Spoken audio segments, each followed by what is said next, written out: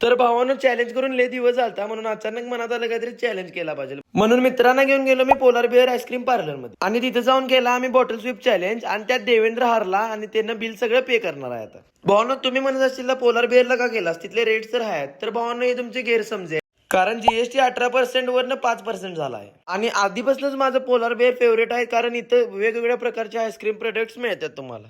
आणि हायजीनचा विचारच करू नका, कारण इथले सगळे प्रोडक्ट हे मिल्क बेस्ड आहेत. बोलता बोलता कधी इथले प्रोडक्ट्स आमच्याकडे आले हे कळालेच नाही. देवेंद्रने एवढी मोठी ऑर्डर केली की काय सांगू, मोठी बिल फाडणार होतो. आता पार्कचं तोंड बघून तुम्हाला कळालं असेल केवढं स्वादिष्ट आहे हे पदार्थ. अरे आद्या, एवढं मोठं बिल दिलं वाटलं. गेमचं खेळणार आहे मला माहितीच नव्हतं, नाही मी आलो नसतो.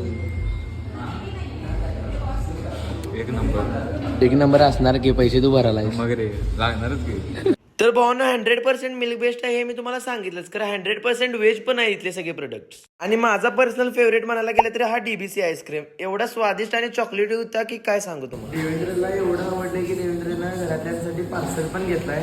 तर एक नंबर स्टाफ आहे, नक्की विजिट करा पोलार बिअर. जाता जाता गर्दी कधी वाढली कळालंच नाही. जाता जाता तुमच्या भावाला फॉलो करून व्हिडिओ आवडला असेल तर लाईक पण करा.